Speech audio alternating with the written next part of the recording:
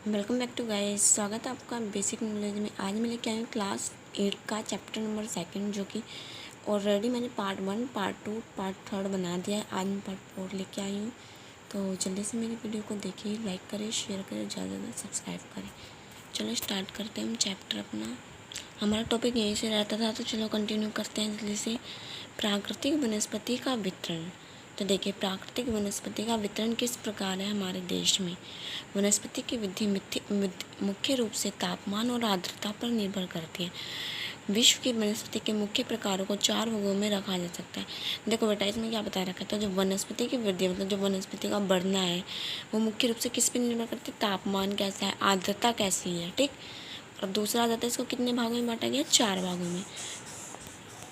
तो 4 भाग कौन से हैं, वन, घास, स्थल, गुल्म और टुंड्रा। ओके। अब देखें, भारी वर्षा वाले क्षेत्रों में विशाल वृक्ष उग सकते हैं। इस प्रकार वन प्रचुर जल आपूर्ति वाले क्षेत्रों में ही पाए जाते हैं।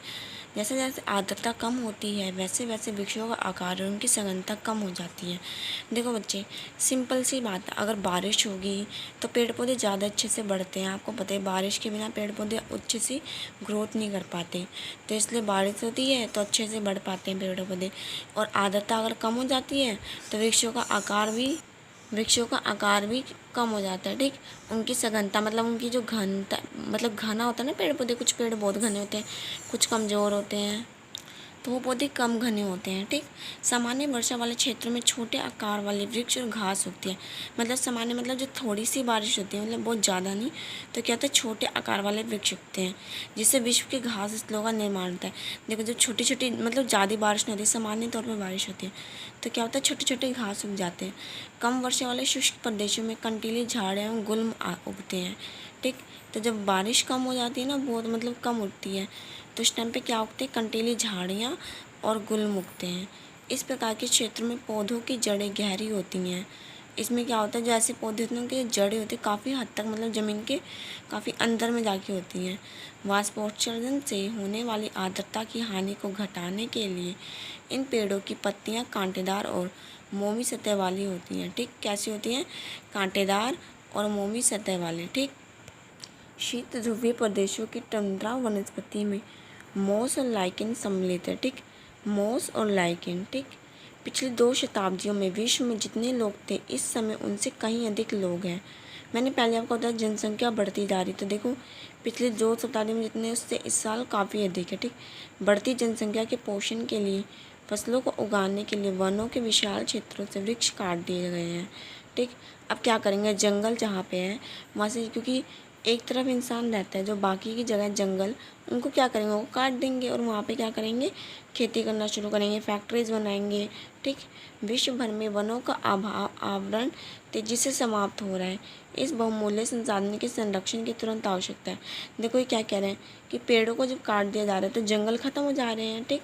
तो क्या हो रहा है, ये एक बहुमूल्य संसाधन है, सिंपल, वो तो जाहिर सी बात है, बहुत बहुमूल्य संसाधन है ही। तो ये कह रहे हैं वो बहुत जल्दी जल्दी ख़त्म हो रहा है। तो इस बहुमूल्य संसाधन को मतलब बचाने की हमें तुरंत कोशिश करनी चाहिए, जो कि बहुत ही ज़रूरी है ना। ये देखिए दिखाया गया, ये दिख रहा है आप, क्या है ये, वन अजगर है ये, ठीक। पिक्चर थोड़ी क्लियर नहीं आ रही है, आप थोड़ा ध्यान से देखिए, ये अजगर है। और ये क्या है, ये स्कूल में छात्रों द्वारा वनों पर बनाया गया कोलाज, ठीक। ये देखो बच्चों ने बनाया है, आप जैसे। कैसे लग रहा है आपको, अगर आपको टाइम मिलेगा तो आप भी ज़रूर बनाइएगा, ओके। अब देखिए, हम आ जाते हैं प्राकृतिक वनस्पति और वन्य जीवन का संरक्षण। देखो, हमने अब तक तो सब कुछ पढ़ लिया, तो अब इनका संरक्षण कैसे करें, इसमें वो बताया गया, ठीक। तो देखिए, वन हमारी संपदा है, ठीक। वो तो जाहिर सी बात है, वन हमारी संपदा है, मतलब हमारी, मतलब हम सबसे, इस दुनिया में जितने लोग हैं सबसे, सिर्फ किसी एक इंसान की संपदा नहीं है, ठीक। पौधे जंतुओं को आश्रय प्रदान करते हैं। जो पौधे वो क्या करते हैं, जंतुओं को रहने का ठिकाना प्रदान करते हैं, ठीक। और साथ ही पारितंत्र को भी अनुरक्षित रखते हैं। जलवायु में परिवर्तन और मानव हस्तक्षेप के कारण पौधों और जंतुओं के प्राकृतिक आवास नष्ट हो सकते हैं। बहुत सी जातियाँ असुरक्षित अथवा संकटापन्न है और कुछ लुप्त होने के कगार पर हैं। ये देखो बता रहे कि जो पारितंत्र है वो बिगड़ रहा है और प्राकृतिक आवास भी नष्ट होते जा रहे हैं, ठीक। और बहुत सारी जो जातियाँ मतलब जो जंगलों में रहते थे, बहुत सारे आपने देखा होगा कि बहुत पहले टीवी में देखा होगा, आपने तो देखा ही नहीं होगा। पहले के टाइम पे पेड़ पौधे बहुत थे और पेड़ों की बहुत सारी जातियाँ आती थी, जानवरों की बहुत सारी जाती थी। देखो टाइगर्स कम हो रहे हैं, सांप, ये सब चीज़ें बहुत ही कम हो गई हैं वनोन्मूलन की। अब आगे देखते हैं। वनोन्मूलन मृदा अपरदन, निर्माण कार्य, दावानल और भूस्खलन में से कुछ मानव और प्राकृतिक कारक हैं जो मिलकर इस महत्वपूर्ण प्राकृतिक संसाधनों के लुप्त होने की प्रक्रिया को बढ़ावा दे रहे हैं।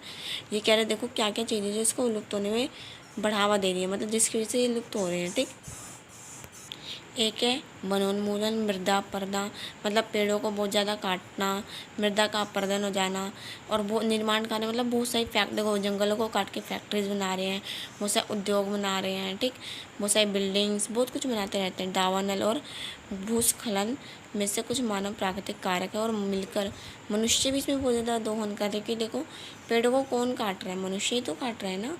आज की मुख्य चिंताओं में से एक अनाधिकार शिकार करने की संख्या का बढ़ना है, जिससे कुछ खास प्रजातियों की संख्या में तेज़ी से कमी आई है। ठीक, क्या हो रहा है, लोग ना शिकार भी करते हैं। शिकार मतलब बच्चे ही, लोगों को ना शौक होता है जानवरों का शिकार करना, और कुछ लोग तो शिकार करके उनको दूसरे कंट्रीज़ में बेच के आ जाते हैं। देखो कितनी गलत बात है। ठीक, अब देखिए पशु खाल, चमड़ा, नाखून, दांत और पंखों के साथ साथ सींगों के एकत्रीकरण और गैर कानूनी व्यापार के लिए जंतुओं का अनधिकार शिकार किया गया है। ठीक, हम देखिए ये किस लिए करते हैं, इससे क्या होता है, पशु का जो खाल होता है, मतलब कोई मान लीजिए चीता हो गया, उसका जो खाल हो गया, कईयों की चमड़ी, उसके जो नाखून होते हैं, उसके दांत हो गए, उसके मोर है उसके पंखों के साथ, और जो हिरन होते हैं उनके सींग, इन सबको क्या करते हैं, शिकार करके निकाल के, ठीक, इकट्ठा करके गैर कानूनी, जो कि कानून के खिलाफ है, उसको व्यापार में जंतुओं का अनधिकार शिकार किया गया। ठीक, अब किन किन का चीज़ों का शिकार किया जाता है, देखो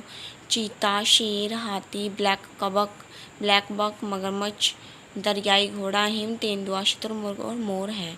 ठीक, और भी बहुत सारे हैं, मतलब पता नहीं कितने प्राकृतिक वनस्पतियों के साथ साथ जीवों का भी इन्होंने दोहन किया है। ठीक, संरक्षण जागरूकता बढ़ाकर किया जा सकता है। इनका संरक्षण कैसे किया जा सकता है, जागरूकता मतलब लोगों को अवेयर करना कि हमको ऐसा नहीं करना चाहिए, गैर कानूनी है, आने वाले टाइम पे समय पायतंत्र बिगड़ेगा। ठीक, अब देखिए राष्ट्रीय उद्यान, वन्य जीव अभयारण्य, जैव मंडल निश्चय हमारी प्राकृतिक वनस्पति और वन्य जीवन को सुरक्षित रखने के लिए बनाए जाते हैं। हाँ, ये सब किस लिए बनाए जाते हैं, राष्ट्रीय उद्यान, वन्य जीव अभयारण्य, ये सब हमारी मदद करने के लिए बनाए जाते हैं। ठीक, संकरी घाटियों, झीलों और आर्द्र भूमि का संरक्षण मूल्यवान संसाधन नष्ट होने से बचाने के लिए आवश्यक है। ठीक, संकरी घाटियों, झीलों और आर्द्र भूमि का संरक्षण, इन सब का संरक्षण क्या, मूल्यवान संसाधन जो ये बहुत इम्पोर्टेंट है। ठीक, इनको बचाने के लिए बहुत ज़्यादा ज़रूरी है। ठीक,